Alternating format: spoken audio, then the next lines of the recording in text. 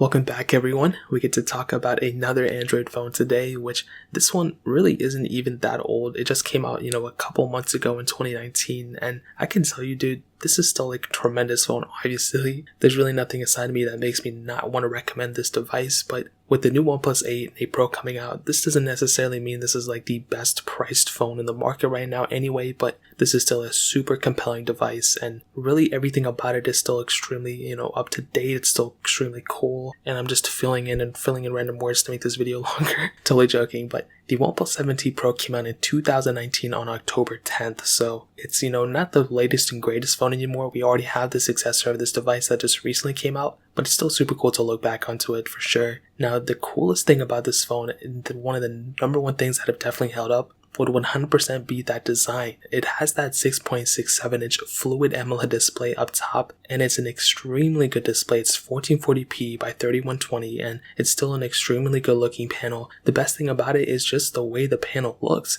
There's very little bezel on the top and bottom. You have no camera hole, which is really cool. You have that pop-up camera up top, which I totally forgot about, and I thought that was the power button, so I was like clicking at it for like 15 seconds. I was like, what the heck, why isn't it turning on? Then I remembered it's on the side, and that's the pop-up camera. And the way this phone looks is probably its biggest asset for sure, especially now in 2020. Every phone that comes out right now, if it doesn't really, as long as it has slim bezels, then it's fine, but if it has any sort of notch, then it's pretty much going to be looking outdated compared to this phone. And this design stems from the 7 Pro, if you guys remember that. And when that phone came out, that thing was pretty interesting. That was a really, really cool phone. And for the price tag of that phone, that was extremely compelling as well. And for what you were getting inside of that phone, it was extremely, extremely cool to see that type of design. That pop-up camera was, I think, something that they definitely learned from. They eventually, with the OnePlus 8 Pro, switched it up, and the 8 included. And I think, I think the design they switched to now is much better, but still, this thing is an extremely cool looking design, and for sure I still like it. On the bottom, you have the USB Type-C port. You also have those speaker grills, which is really cool, and the SIM card slot on the bottom, which is kind of an interesting choice to put it. Now on the back, I do have the McLaren edition, which is really cool. So it has that cooler kind of texture design, which at first I thought was like kind of like a different thing. I thought it was like stains on the phone. I was like, how the heck did this happen? But it really wasn't. It was just the design of the phone. You have that McLaren logo at the bottom. If you like it, I personally don't like any branding on my phone, but you might like it, so it's totally up to you. You also have that triple camera setup on the back, which I'll talk about in a second, and that really pretty much covers up the whole entire gist of the phone. It still feels extremely premium, as it should, because it's not even that old. It still looks very, very good, and I think the number one issue with this phone, especially design-wise, was how was OnePlus going to improve on this design? There was really no way they could make the front of this phone look any better, and because of that, maybe less people would eventually buy it. With phones like the OnePlus 7, the base model, the 6T, the 6, there were improvements that they could have done. But with this phone, besides that pop-up camera, there's really nothing they can do. And now with the OnePlus 8 and 8 Pro, they brought that camera back in the front. It's something like, it's kind of like the hole punch display, which it exactly is. And I think now, I would still prefer that over this. But at least there, they can at least improve it to eventually a camera under the display.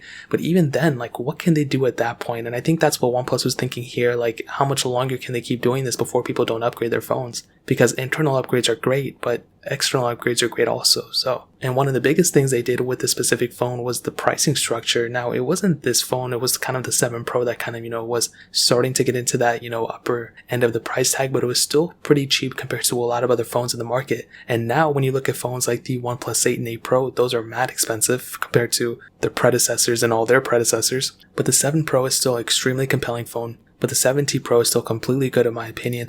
And when it comes down to that pricing structure, when this phone came out, it was however much it cost. On Amazon, they're selling for less than $700, which I think is still a pretty decent price to pay for a phone like this. And if you want, I'll go ahead and leave one link down below so you can get them from there and help support the channel at the same time. But in terms of the design and everything, I say, it's definitely a good design phone. It's not ugly, it's not bad, but, would it be my first choice of design? Probably not, but would it be my first choice of design? Probably. There's really nothing bad about this design. There's no home button, there's no massive bezels. Besides that pop-up camera, that's probably the only thing that's going to irk a couple people, but other than that, perfectly fine for me. Now that pretty much covers it up there. Now hitting on the software, this is probably one of my favorite things about this whole entire phone series. This thing's software lifecycle and the software it has is extremely great. It's one thing of having like great software. It's another thing of having like great software lifecycle and great software experience overall. Now with this 7T Pro, it started off with Android 10 on Oxygen OS 10.0.4, whatever it is. Now, obviously you can get Android 10 on it still. You're still getting the updates and everything like that, which is really cool. But what's extremely awesome about this specific phone is the software update lifecycle of this phone as well. Now, I think I just switched on my voice a little bit, so it might seem weird, but this phone is going to be, to give you an example, the OnePlus 5 and 5T, those phones are still kind of supported right now, and I think they're probably going to get unsupported very soon, but they still got a couple of versions of software on top, which is extremely cool, and I think, it's better than the One UI and Samsung experience, like what Samsung's doing right now. And the craziest thing about it is, when it comes down to the software,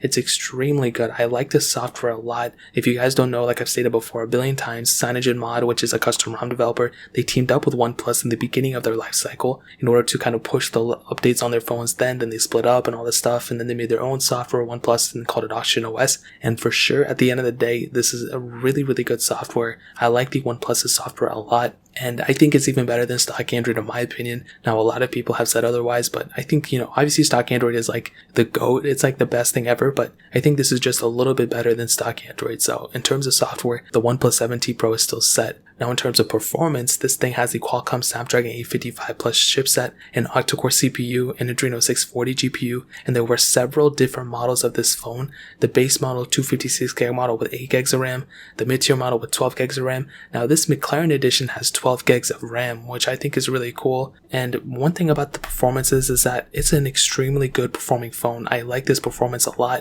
And what's really cool is that this phone also has that 90Hz refresh rate, which I hope I mentioned earlier. I might have forgotten to, because I just got so used to talking about the 7 Pro and all these phones. The 90Hz refresh rate is an extremely cool thing about this phone, and it just makes the phone feel that much smoother. Even though it doesn't make it that much faster, it just makes it feel like a smoother phone overall, which I really, really do like. Now, anything I really threw at it, it was, handled it extremely, extremely well. Really, if I loaded apps, if I kept a lot of apps in the background, it would be able to hold all those things extremely well. And what's really cool about this phone, as I've stated before a billion times, is that because the software is so minimal, because it doesn't have a lot of crazy things going on in the background, it means that it can use a lot of those resources and power for the phone internals and for the phone's performance, which is extremely cool. So in terms of mid-level performing stuff, if you're opening Snapchat, Instagram, Facebook, WhatsApp, all those things, and kind of going it through there, you'll probably be good for the most part. I don't really think you're going to run into too many problems.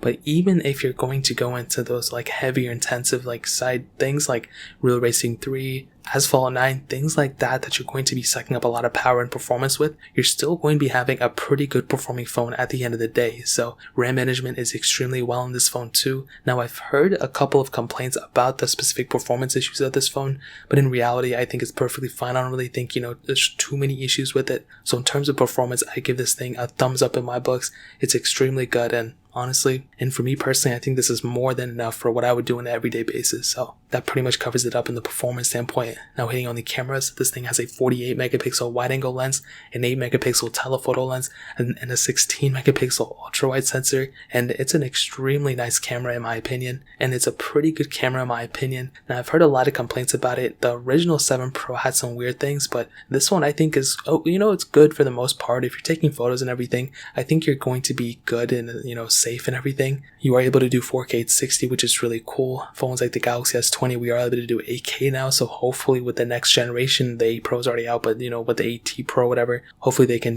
push some more things out for that. That would be really nice. But the camera quality is pretty good. You have those additional camera lenses, which is really, really nice. So even if the camera quality isn't amazing, you still have the capability of doing an ultra wide and telephoto, which is really cool. On the front motorized camera, 16 megapixel sensor, you can do 1080p on that too. So in terms of my opinion, I think, the cameras combined are pretty good. They're definitely not going to wow anybody in my opinion, but they're good enough for the most part. And, it's more of a pro than a con in my opinion. So that pretty much covers it up in the camera department. Now ending it off with the battery life. This thing has a 4085 mAh battery, and that's probably one of the bigger assets for this phone too. It's a pretty good sized battery. Even though the screen is massive and the phone is massive and everything, it's still a pretty good battery life phone in my opinion. Now that it doesn't have any like wireless charging or anything, which kind of sucks, but I still think it's good for the most part. Whatever you're going to throw at it, I think it's going to be perfectly fine for a majority of people. So to kind of sum up this video, dude, and to answer the question, should you still pick up the 7T Pro in 2020? I mean, I would say yeah, it's still a great performing phone. There's really nothing that tells me to not recommend it. I mean, if you could, maybe get the OnePlus 8 Pro, but even then, I mean, this is still a very, very good phone. It's going to be lasting for a very long time. The hardware is great. It still feels really, really good in the hands. It doesn't feel like a cheap phone at all. And there's really not too much more that you would want from a phone unlike this. I mean, things like wireless charging would be really nice. Maybe like a better display if possible. I don't even know how they would do that. Camera improvements in camera quality, that's a pretty big one. But everything else, dude, this phone definitely gets a thumbs up in my book. So like I said, if you want to pick it up, links down in the description. That's pretty much it. If you guys have any other questions or anything, leave it down in the comment section as well. Hit the like button, that would mean so much, but definitely hit that subscribe button. Every single subscriber that we get really does count, so it means so much if you guys can hit that. Also check out the other links down in the description as well. My Twitter, my Instagram, my second channel, all those links are linked down below. I'd really appreciate it if you guys would check it out. More importantly than everything else, I love every single one of you guys. Hopefully I'll catch you guys in the next video. Peace out till then.